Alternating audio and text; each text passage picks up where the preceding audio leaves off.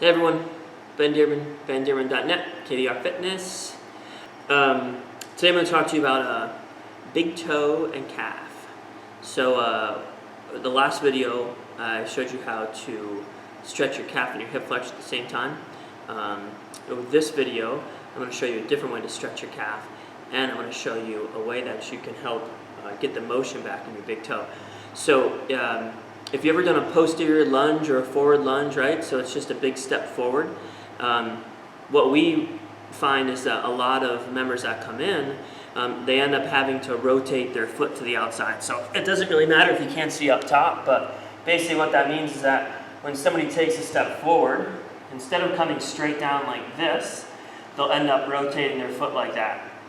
Okay? So they'll do a lunge and it'll end up being like this. And that foot is turned out to the side. Okay, the main reason why that happens is because we wear shoes and we never actually get a chance to bring this toe back to its full range of motion. On my right side, from doing martial arts for so long, I ended up having a lot of toe trauma. And so what I realized that one of the biggest things when, as I was sitting on the couch going through my battle of cancer, I realized that I lost a lot of the motion in my big toe. So now when I start to do lunges, it hurts. So I'm going to go through two stretches, one for the big toe and one for your calf in a bent knee position, because the calf, you need to stretch the calf in a bent knee position and a straight leg position. In the last video I showed you how to stretch in a straight leg position while stretching your hip flexor. So I'm going to show you those two stretches, and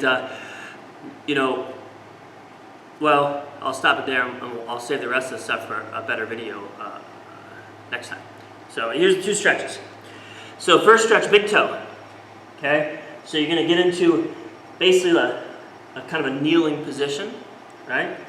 And what I'm going to do is I'm going to rock forward, keeping the base of my big toe on the ground. And I'm going to try and go as far as I can without that base of the big toe, okay, right here, coming off the ground. And I'm going to hold that. And you can rock back and forth. And you want to do it for about a minute. My left foot's my good one.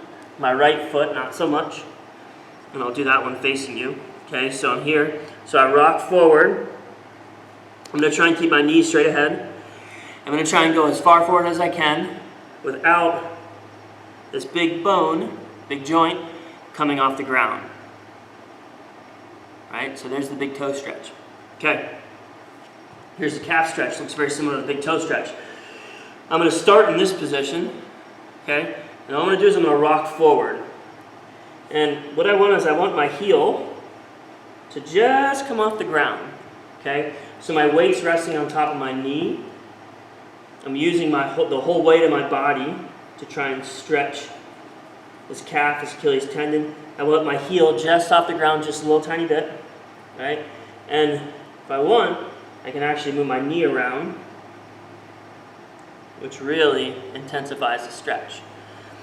You want to hold about a minute, and what will happen is you'll start to feel your heel come towards the ground, in which case you just move a little bit more forward, okay? So looking at you, looks like this. Right foot, with my chest on my knee, okay, and I'm just hanging out in this position. Right, so my heel is just a little bit off the ground, my knees straight forward, and that's it. Remember, stretch your calf two ways, straight leg and bent leg, and don't underestimate the power of the big toe. Ben Dearman, bendearman.net, KDR Fitness.